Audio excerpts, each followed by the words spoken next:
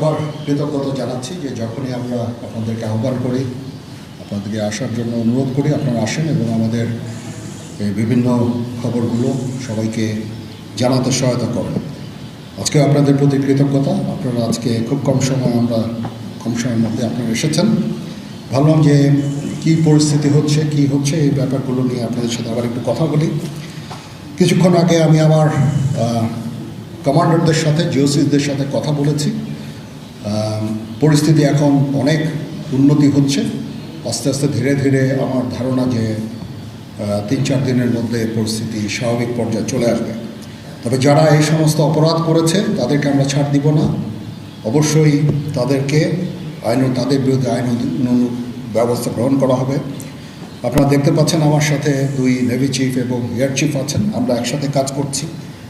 কিছুক্ষণ আগে আমার প্রফেসর ইউনুসের সাথেও কথা হয়েছে। ওনার সাথে কথা বলে আমার খুব ভালো লাগলো। আমার কাছে মনে হয়েছে উনি অত্যন্ত আগ্রহী এই কাজটা করার জন্য, এবং আমি নিশ্চিত যে উনি আমাদেরকে একটা সুন্দর গণতান্ত্রিক প্রক্রিয়ায় আমাদের নিয়ে যেতে সক্ষম হবেন এবং আমরা এ থেকে উপকৃত হব। আর আমি দেখলাম যে স্টুডেন্ট এবং ভলেন্টিয়ার্সরা অত্যন্ত চমৎকার কাজ করছে। যেহেতু এখন ট্রাফিক পুলিশ ছিল না, তারা ট্রাফিকিংয়ের কাজ করছে, বিভিন্ন রাস্তা পরিষ্কার করা, যে সমস্ত ভ্যান্ডালাইজেশন হয়েছে যে সমস্ত স্থাপনাগুলোতে, ওগুলোকে পরিষ্কার করা। আমরা অত্যন্ত আনন্দিত যে তারা এই ভালো কাজগুলো চালিয়ে যাচ্ছে। আমি তাদেরকে অনুরোধ করব যে এই ভালো কাজগুলো যেন তারা চালিয়ে যায় এবং বিভিন্ন জায়গায় ঢাকার বাইরে যে সমস্ত লুটতরাজ অপরাধ সংগঠিত হচ্ছে ওগুলো প্রতিহত করার জন্য আমি তাদেরকে অনুরোধ করেছিলাম এবং তারা সেই কাজও করছে। এবং আমি নিশ্চিত যে আমরা সবাই মিলে একটা সুন্দর আবার স্বাভাবিক পরিস্থিতিতে আমরা ফেরত চলে আসতে পারব। আপনারা জানেন যে আমরা কেয়ারটেকার গভর্নমেন্টের প্রধান ডক্টর ইউনুসকে আমরা নির্বাচন করেছি অনেক আলোচনা করে। আমরা নিজেদের মধ্যে অনেক আলোচনা করেছি এবং সমস্ত রাজনৈতিক নেতৃবৃন্দের সাথে, স্টুডেন্ট কোঅর্ডিনেটরদের সাথে আলোচনা করেছি। আমার সাথে নেভি চিফ এবং এয়ার চিফ ওনারাও ছিলেন এবং মহামান্য রাষ্ট্রপতির সাথে আমরা আলোচনা করেছি এবং আলোচনা করে আমরা সর্বসম্মতভাবে সম্মত হয়েছে এবং ওনার কাছে প্রস্তাব দিয়েছি চিফ অ্যাডভাইজার ডক্টর ইউনুসকে করার জন্য এবং উনি এখন আমাদের চিফ অ্যাডভাইজার। কালকে আসবেন, কালকে হয়তো দুপুরে উনি এসে পৌঁছাবেন। আমি ওনাকে রিসিভ করতে যাব। আমরা ওনাকে সর্বতোভাবে সহায়তা করব। আমি army chief, navy chief, air chief, এবং আমি নিশ্চিত যে উনি সমস্ত রাজনৈতিক দল এবং সবার কাছ থেকে সাহায্য সহযোগিতা পাবেন। স্টুডেন্ট ফোরাম, স্টুডেন্টস, এবং আমরা সবাই মিলে ওনাকে সাহায্য করব এবং আমি নিশ্চিত যে তাহলে উনি অত্যন্ত সফলভাবে ওনার এই কাজ সমাধা করতে সক্ষম হবেন। অনেক ধরনের গুজব চলছে।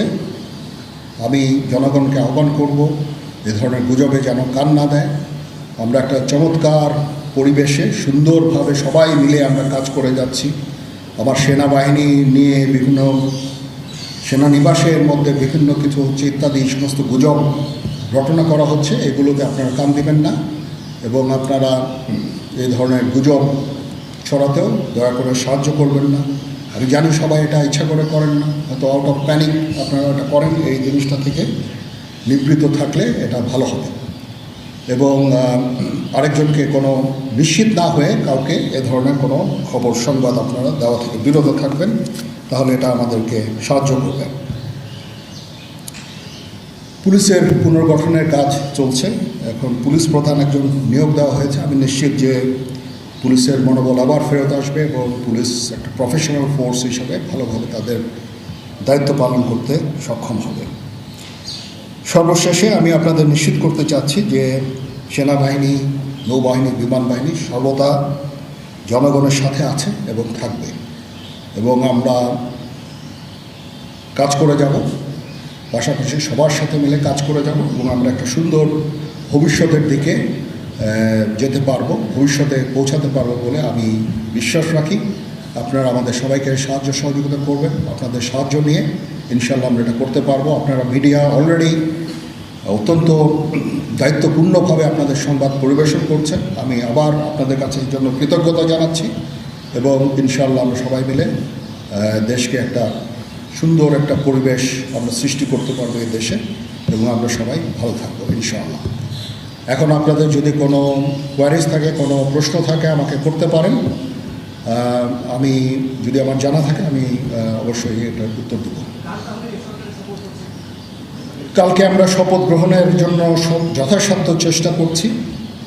একটা প্রস্তাব ছিল বিকালে করার, বিকালে খুব টাইট হয়ে যেতে পারে, কিন্তু উনি 2:10 দিকে হয়তো এখানে আসবেন। এটা মেবি ভেরি টাইট। আমরা হয়তো তাইলে রাত্রেবেলা রাত 8টার দিকে করতে পারি।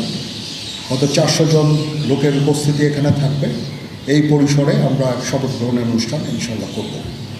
মাননীয় সেনাপ্রধান, আমরা দেখেছি যে সেনাবাহিনী বাংলাদেশ এবং বাইরে যে কোনো দুর্যোগ যেগুলো কিছু মোকাবেলা করতে সক্ষম।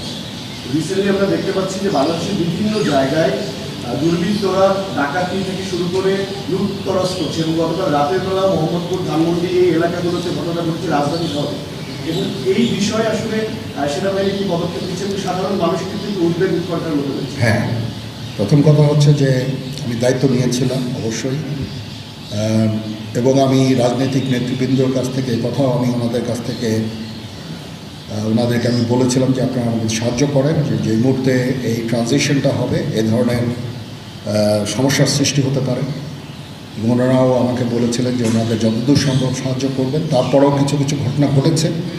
এটা ঘটার পিছনে তো কিছু কারণও আছে, এবং আমরা ইনিশিয়ালি হয়তো কিছু এরকম ঘটনা ঘটেছে, বা তারপরে এখন পরিস্থিতি কিন্তু অনেক শান্ত হয়ে আসছে। আমরা আমাদের যত স্ট্রেংথ আছে, পুলিশ কিন্তু নন এক্সিস্টিং, পুলিশ কোনো ডিউটিতে নাই।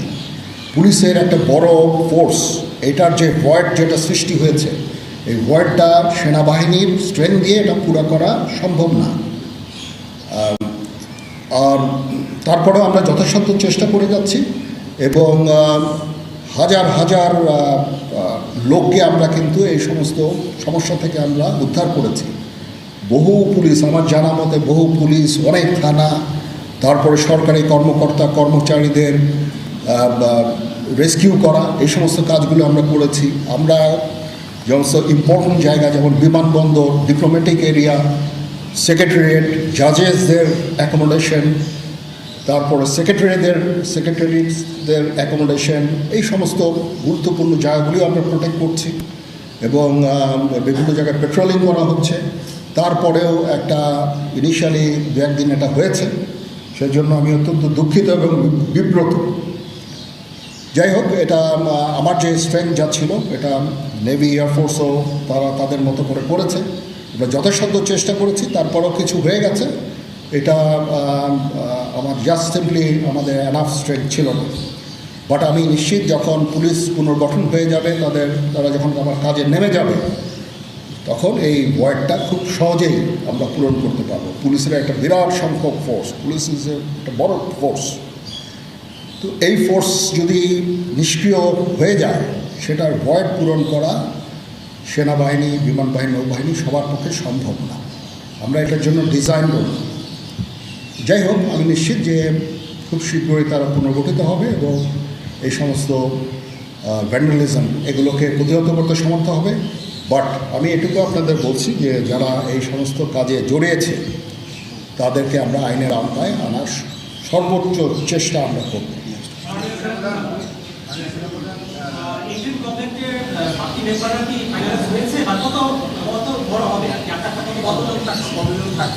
আমার ধারণা আপাতত 15 জন হতে পারে, তারপরেও 2-1 জন আপ অ্যান্ড ডাউন এটা করতে পারে। এটাই এরকম একটা সংখ্যক, এবং মোটামুটি একটা দাঁড়িয়ে যাচ্ছে। যেহেতু এটা ফর্মালি প্রকাশ করা হয়নি, এটা নিয়ে আমি আর আপনাদের সাথে কথা বলতে চাচ্ছি না। জি,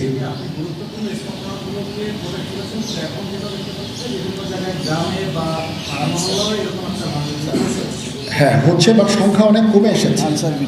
1-2 দিন প্রথম 1-2 দিনে যেটা হয়েছে, সংখ্যা অনেক কমে এসেছে। আমরা আনসার ভিডিপিকেও কাজে লাগিয়েছি, এবং আমি তো বললাম যে ছাত্ররা আমাদের সাহায্য করছে বিভিন্ন গ্রামে গঞ্জে। তারা এই কাজগুলোর মাধ্যমে, তাদের উপস্থিতির মাধ্যমে আমাদের সাহায্য করছে, এবং বিএনসিসিকেও আমরা এটা করতে আমরা হয়তো এমপ্লয় করব এই কাজে। আমি আমার যত ফোর্স আছে মিলিটারি সব অল ডিপ্লয়েড, এবং তারা তাদের সাধ্যমতো এই কাজে নিয়োজিত। মাননীয় সেনাপ্রধান, আপনি বিব্রত বোধ করলেন কারণ আপনি নিরাপত্তার দায়িত্ব নিয়েছিলেন, সেখানে হয়তো এখন রাজনীতিবিদরা বললেন যে জেনারেল সাহেব আপনি নিরাপত্তার দায়িত্ব নেন, somebody has to take it. তো আমি সে আর তো কেউ নেওয়ার নাই, আমি নিয়েছি, এবং যদি কোনো ব্যর্থতা থাকে সে দায়িত্ব আমার। আমি আমার সাধ্যমতো চেষ্টা করেছি, এবং খুব কম সময়ের মধ্যে একটা স্বাভাবিক পরিস্থিতি ফেরত আসছে। বাট আমাদের আরও অনেক কাজ করতে হবে। ইনশাল্লাহ আমাকে একটু সময় দেন, আমরা এই নর্মালসিতে নিয়ে চলে আসবো ইনশাল্লাহ। ওকে, সবাই ভালো থাকেন, সুস্থ থাকেন।